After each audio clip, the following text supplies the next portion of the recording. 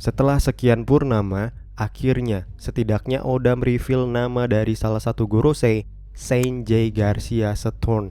Tapi walaupun cuma satu nama, ini udah cukup untuk memberikan petunjuk soal kemungkinan nama, kekuatan, hingga referensi yang diadaptasi Oda Sensei untuk anggota Gorosei yang lainnya. Bahkan, ini juga bisa jadi petunjuk soal siapa Imu itu sebenarnya. Sebelum kita bergulir ke pembahasan, ini adalah segmen cuma teori, dimana gue bakal membahas sebuah teori, entah dari gue sendiri, sumber lain, atau keduanya. Kayak teori yang bakal gue bahas ini. Jadi gue mau shout out dulu untuk The Will of Ohara dan Arthur sebagai referensi gue dalam menyusun teori ini. Udah gak sabar kan? Ya udah, ayo kita masuk ke pembahasannya. One Piece chapter 1073 akhirnya memperkenalkan nama dari salah satu Gorosei, yaitu Saint J. Garcia Saturn. Kalau kita bedah sedikit, Saturn adalah seorang Tenryubito, sesuai dengan gelar Saint yang disematkan pada namanya. J. Garcia jelas adalah nama keluarga, sedangkan Saturn gue ragu ini nama asli, jadi gue bakal anggap ini gelar juga. Nah, supaya gue gak tersiksa ketika nyebut nama Saturn, untuk seterusnya gue bakal panggil Saturnus aja, karena kalau dibiarin lama-lama British gue ya. Nah, pada halaman terakhir chapter 1073, Saturnus ternyata turun tangan langsung cuy, dengan nyusul Kizaru menuju ke Egghead. Gue di sini bilang nyusul karena ya kelihatannya sih gitu ya. Soalnya Kizaru pun kayaknya kaget. Yang diminta kapal perang, yang datang malah satu Gorosei yang mungkin punya power setara kapal perang. Di halaman yang sama juga Saturnus bilang dia cuma ketemu Vegapunk sekali, dan itu pun udah lama banget katanya. Mungkinkah terkait Project Seraphim? Karena penelitian dan pengembangannya bisa aja makan waktu yang lama banget kan. Dia juga bilang bahwa sebenarnya kejadian ini tuh sangat disayangkan, karena mau bagaimana juga Vegapunk udah lama berkontribusi sebagai aset berharga pemerintah dunia. Tipikal banget ya, tiap mau menghapus keberadaan sesuatu selalu sok menyayangkan. Tapi ya nggak tahu sih, bisa aja memang posisi mereka sulit ya kan. Sekarang mari kita bahas soal referensi-referensi yang mungkin diadaptasi Oda ke dalam karakter Saturnus. Rasanya udah paling aman untuk kita mengasosiasikan Saturnus dengan tokoh filsuf asal Jerman, Karl Marx. Seingat gue ini termasuk pelajaran sekolah, jadi harusnya kalian udah pernah baca tentang bapak komunisme dunia ini. Karl Marx juga adalah salah satu tokoh politik paling berpengaruh di dunia, sehingga ya masuk akal ketika salah satu tokoh paling penting dalam pemerintah dunia di One Piece ini juga mengambil inspirasi dari sana. Terus juga Saturnus mungkin didasarkan pada dua musisi, salah satunya Jerry J. Garcia, yang nama dan penampilannya punya kemiripan dengan Saturnus. Secara fisik sih nggak semirip itu, tapi adalah kemiripannya. Yang menarik nih, Jerry punya gitar bernama Saturn yang merupakan tribut dari Steve Kripe. Nah, Steve Kripe ini adalah seorang gitar builder untuk beberapa musisi termasuk Jerry J. Garcia. Sayangnya sebelum Steve Kripe selesai membangun gitar ini, Jerry lebih dulu meninggal pada tanggal 9 Agustus 1995. Tapi walaupun gitar ini belum sempat dipakai Jerry selama hidup, gitar ini tetap jadi salah satu kepemilikan Jerry. Cukup mind-blowing sih ini menurut gue. Kemudian ada satu musisi lainnya yang mungkin diadaptasi Oda, yaitu Ras Garcia, yang pernah menulis lagu berjudul The Last Souls of Saturn. Gue gak menemukan kemiripan selain nama Garcia dan Saturn sih kalau yang ini, tapi itu pun rasanya sulit untuk dibilang kebetulan. Nah, jadi untuk sementara ini diduga kuat mereka-mereka inilah inspirasi Oda untuk membuat karakter Saturnus. Mungkin kita bakal tahu lebih banyak lagi soal inspirasi pembuatan karakter Saturnus seiring kita tahu lebih banyak juga soal karakternya. Sementara itu, udah menjadi opini populer bahwa anggota Gorosei yang lainnya mungkin terinspirasi dari tokoh-tokoh politik berikut. Di sini gue nggak bakal terlalu jauh membahas inspirasi tokoh-tokoh yang Oda adaptasi untuk anggota Gorosei lainnya, karena ya informasinya juga masih terbatas. Minimal kayak Saturnus lah. Kita perlu nama mereka diungkap lebih dulu untuk kita bisa nebak-nebak lagi. Tapi, setidaknya dari terungkapnya nama Saturnus ini, kita bisa berasumsi bahwa anggota Gorosei lainnya juga mungkin memiliki nama-nama planet sebagai nama belakang mereka. Balik lagi ke apa yang gue bilang tadi, bisa aja itu nama asli atau memang cuma julukan atau gelar lain yang disematkan ke nama panjang mereka. Ini yang perlu konfirmasi lagi nih. Nah, dalam sistem tata surya ada 9 planet yang mengorbit matahari, yaitu Merkurius, Venus, Bumi, Mars, Jupiter, Saturnus, Uranus, Neptunus, dan Pluto. Betul, Pluto memang udah nggak dianggap lagi sebagai planet. Tapi pada teori ini gue bakal tetap masukin Pluto, yang bakal gue jelasin kenapanya. Ancient weapons atau senjata kuno itu punya nama-nama yang diambil dari 3 planet terakhir pada lintasan orbit, yaitu Pluton atau Pluto, Poseidon atau Neptunus, dan Uranus. Pluton adalah kapal perang pemusnah massal. Poseidon adalah putri duyung yang dapat memerintah Sea Kings. Sementara Uranus wujudnya masih belum kita ketahui. Kebisaannya juga kita masih belum tahu.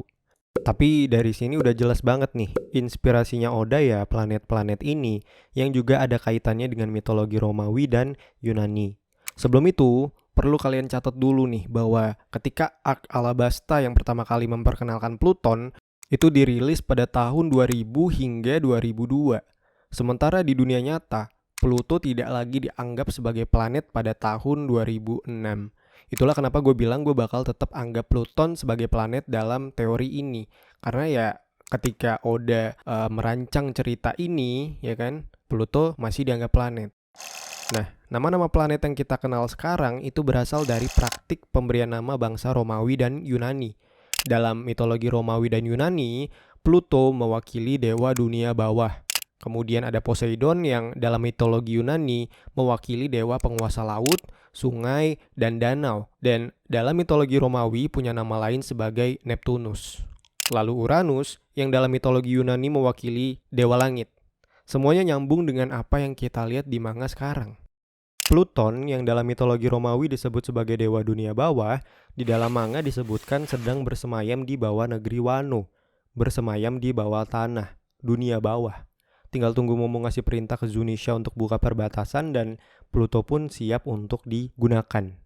Poseidon yang dalam mitologi Yunani disebut sebagai dewa penguasa laut, di dalam manga sudah dikonfirmasi adalah Shirahoshi yang bisa berkomunikasi dan memerintahkan para Sea Kings. Dengan kekuatan sebesar ini, jelas Shirahoshi bisa kita anggap sebagai penguasa laut. Uranus yang dalam mitologi Yunani disebut sebagai dewa langit, sayangnya belum dapat konfirmasi apa-apa di manga.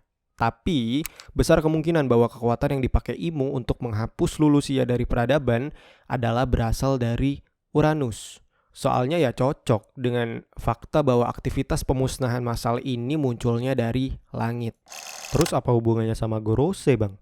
Jadi, menurut teori ini, Gorose adalah orang-orang yang memiliki power sebesar Ancient Weapon, atau setidaknya memegang kendali atau power yang mengimbangi Ancient Weapon, serta entitas lainnya yang merepresentasikan matahari, bulan, dan bumi. Gue nggak bisa mastiin apakah mereka betul-betul orang yang kuat, tapi dilihat dari penampilan beberapa di antaranya, mereka macam punya pengalaman panjang dalam pertempuran. Luka-luka kayak gini tuh didapat dari mana lagi gitu, selain dari pertempuran. Balik lagi ke sistem tata surya. Ada detail menarik yang gue temuin di sini cuy. Jadi kalau kita mengurutkan planet-planet secara benar, kita bakal mengurutkan dari yang terdekat sampai yang terjauh dari matahari. Merkurius, Venus, Bumi, Mars, Jupiter, Saturnus, Uranus, Neptunus, dan Pluto. Tapi tahukah kalian bahwa dari semua nama-nama planet ini, Pluto atau Pluton adalah nama yang disebutkan paling awal di One Piece. Lebih tepatnya di chapter 192, ketika Crocodile nanya lokasi Pluton kepada Cobra. Kemudian, nama Poseidon disebutkan pertama kali oleh Robin di chapter 649, disusul Uranus di chapter 650 yang juga namanya disebutkan pertama kali oleh Robin. Sekarang, coba kita balik cara mengurutkan planet berdasarkan yang paling jauh dari matahari. Kita bakal dapat Pluto, Neptunus, Uranus, Saturnus, Jupiter, Mars, Bumi, Venus, dan Merkurius. Dan di chapter 1073, kita diperkenalkan pertama kali kepada Saturnus, salah satu Gorose. Dan coba kalian tebak posisi Saturnus dalam sistem tata surya. Betul, setelah Uranus. Dari sini, hampir bisa ditebak bahwa setelah Saturnus, kita bakal diperkenalkan kepada Jupiter, lalu disusul Mars, Venus, dan terakhir Merkurius. Gua nggak tahu yang mana yang Jupiter, Mars, dan seterusnya. Ini bakal terserah Oda aja lah nantinya. Terus, sebetulnya masing-masing dari nama planet ini punya cerita mitologinya masing-masing. Kayak contohnya Saturnus, yang dalam mitologi Yunani itu adalah dewa agrikultur. Atau Jupiter, yang dalam mitologi Romawi itu adalah dewa petir. Kita bisa aja sambung-sambungin gitu kan, tapi masalahnya nanti bakal jadi plot hole. Soalnya kan kalau kita ngomongin agrikultur, nggak jauh-jauh dari yang berbau hutan, sedangkan Logia hutan udah jadi punya Green Bull. Dan kalau kita ngomongin dewa petir, nggak jauh-jauh dari petir, dan Logia petir udah jadi punya Enel. Jadi gue nggak bakal bahas terlalu jauh berdasarkan itu, karena takutnya nggak relevan nantinya. Kaitan Gorosei dengan nama-nama planet akhirnya membuat istilah Gorosei itu sendiri jadi lebih masuk akal. Selama ini, yang kita pahami, Gorosei punya arti 5 tetua bintang atau dalam bahasa Inggris 5 elder stars. Tapi dalam bahasa Jepang, Gorosei dibentuk oleh 3 kanji, Go, Rou, dan Sei. Go dapat berarti angka 5 dalam bahasa Jepang, sedangkan Rou mengacu pada tetua. Sebetulnya, mengartikan 2 kanji pertama aja udah cukup karena dalam versi resmi bahasa Inggris, Oda menggunakan istilah 5 elders aja, tanpa benar-benar mengartikan kanji ketiga. Tapi ya gue rasa ini akal-akalan aja dari Oda untuk mengalihkan perhatian kita dari arti kanji ketiga. Lalu apa arti kanji ketiga, Bang? Kanji ketiga adalah Sei, yang dapat berarti bintang. Sehingga arti lengkap Gorosei adalah 5 tetua bintang atau 5 elder stars, yang sebenarnya juga udah banyak dipakai oleh sebagian terjemahan. Tapi gue belum selesai. Dalam bahasa Jepang, setidaknya dalam pengaturan non-ilmiah, kanji Sei digunakan untuk mencakup semua benda langit, termasuk bintang, satelit, dan planet. Jadi sebetulnya arti Sei tidak benar-benar secara spesifik merujuk ke bintang. Jadi, kalau kita betulin arti Gorosei sesuai dengan konteksnya, maka terjemahan yang benar adalah 5 elder planets atau 5 tetua planet. Ya emang kedengarannya agak aneh, tapi suka nggak suka ini arti yang paling tepat dan sesuai konteks. Nah, terus siapa tuh yang merepresentasikan matahari, bumi, dan bulan? Well, rasanya nggak terlalu jauh untuk kita berasumsi bahwa matahari adalah kapten kita, Monkey D. Luffy, yang sekarang membawa perwujudan dari Sun God Nika. Sedangkan bulan, gue masih belum terlalu yakin tapi mungkin aja Kurohige sebagai penyeimbang dari Luffy sebagai matahari. Terus, kira-kira siapa yang merupakan representasi dari planet bumi? Dalam mitologi Yunani, ada salah satu tokoh terpenting yang disebut sebagai perwujudan dari bumi, yaitu Gaia. Gaia adalah primordial yang juga disebut sebagai ibu para dewa dan juga ibu pertiwi, Mother of Nature. Dalam chapter 1069, Vegapunk menyebutkan bahwa buah iblis tidak diterima oleh Mother of Nature, yaitu laut itu sendiri.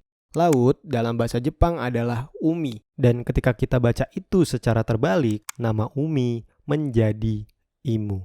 Kebetulan, sekarang kita tahu bahwa bumi bersama planet lainnya mengorbit matahari sebagai pusatnya.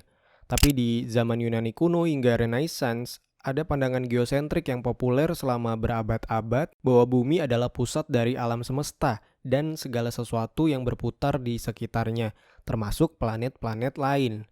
Di Arc Reverie, akhirnya kita tahu bahwa Gorosei bukan otoritas paling tinggi di pemerintahan dunia. Mereka ternyata mengabdi kepada sosok bernama Imu, yang dalam teori ini adalah sebagai Mother of Nature, representasi dari bumi. Sehingga kaitannya dengan pandangan tadi, Imu adalah pusat dari Gorosei yang memiliki gelar planet di nama mereka. Gue nggak tahu seberapa jauh Oda ngambil inspirasi planet-planet di tata surya beserta kaitannya dengan mitologi Yunani, tapi gue merasa ini bukan kebetulan. Lebih jauh lagi, kalau memang Imu adalah Umi, representasi dari laut itu sendiri, maka teori Vegapunk soal buah iblis juga bisa lebih terdengar masuk akal. Laut adalah hal yang natural. Buah iblis adalah sesuatu yang menyimpang dari natural. Mother of Nature membenci dan menolak penyimpangan itu, sehingga siapapun yang memakan buah iblis akan tenggelam di dalam laut. Gue tahu bahwa bilang Imo adalah representasi dari laut adalah sesuatu yang agak terlalu besar. Jadi gue bakal lempar teori lain sebagai alternatif. Pada chapter 19, Shanks pernah menyebutkan mitos tentang buah iblis sebagai inkarnasi dari iblis laut. Bagaimana kalau ternyata Imo adalah representasi dari salah satu iblis laut atau mungkin raja iblis laut? Tapi kenapa buah iblis sekarang malah ditolak oleh laut? Well, itu bisa jadi karena Raja Iblis atau semacamnya itu pengen ngebuat buah iblis yang berevolusi menjadi lebih lemah terhadap laut. Sehingga nggak ada yang bisa menentang laut. Dalam hal ini, nggak bisa menentang Imo. Sekarang kita ngomongin sedikit tentang konsep dewa di One Piece. Sebelum berdiri Mary Joyce di atas Red Line, ada para dewa, termasuk Lunarian yang tinggal di atas Red Line. Bahkan, Shirohige menyebutkan pernah ada kerajaan para dewa di atas sana. Bagaimana kalau di masa lalu, tepatnya pada Void Century atau abad kekosongan, Imo yang memimpin 20 raja di bawahnya berhasil mengalahkan kerajaan para dewa? Karena pemenang menulis sejarah, teman-teman. Sebab sejarah tentang kebenaran abad kekosongan udah dihapus, maka posisi pihak satu bisa digantikan pihak dua atau ditukar-tukar gitu. Orang-orang yang tadinya disebut sebagai dewa dilengsarkan dari tempat mereka dan sekarang dijuluki sebagai iblis. Sementara Imo dan 20 raja di bawahnya yang tadinya disebut iblis karena perbudakan dan segala macamnya, naik mendeklarasikan diri sebagai dewa yang baru, yang sekarang kita kenal sebagai Tenryubito dengan pemerintah dunianya. Jadi menurut gua, orang-orang dari Ancient Kingdom yang pernah dianggap sebagai dewa, termasuk mungkin Clannad, sekarang dianggap sebagai iblis, musuh alami dari para dewa yang baru, yang sekarang tinggal di tempat bernama Mary Joyce. Ironis banget kan? Kalau kita bedah arti dari nama Mary Joyce, kita bakal dapet Mary dan Joyce. Joyce berasal dari istilah bourgeois yang merujuk pada masyarakat kelas atas atau orang-orang istimewa. Sedangkan nama Mary dalam bahasa Latin juga punya arti laut, sehingga Mary Joyce adalah orang-orang dari laut yang istimewa. Atau kalau kita artiin ini dalam bentuk feminin tunggal, maka Mary Joyce merujuk pada perempuan istimewa yang disebut sebagai Umi, atau yang sekarang kita kenal sebagai Imo atau Im Sama. Kalau gitu Im Sama itu abadi dong bang? Menurut teori ini harusnya iya. Lalu gimana dengan para Gorosei? Apakah mereka juga abadi dan berasal dari Void Century? Nah ini yang gue belum yakin. Sebab sejauh ini gak ada cara lain kan untuk membuat seseorang abadi selain melalui operasi khusus dengan kekuatan OP-OP Nomi. Dan secara teori, kemampuan ini cuma bisa dipakai ke satu orang. Jadi kalau misal Gorosei juga abadi, bolong itu tuh yang masih belum gue tahu gimana caranya. Tapi yang jelas, teori ini menyimpulkan bahwa Luffy, Kurohige, Gorosei, dan Im Sama bakal memainkan peran yang sangat besar pada konflik besar mendatang. Bahwa pada akhirnya semua akan berpusat pada mereka, seperti alam semesta berpusat pada tata surya kita. Tapi sekali lagi teman-teman ya, ini cuma teori. Gimana menurut kalian?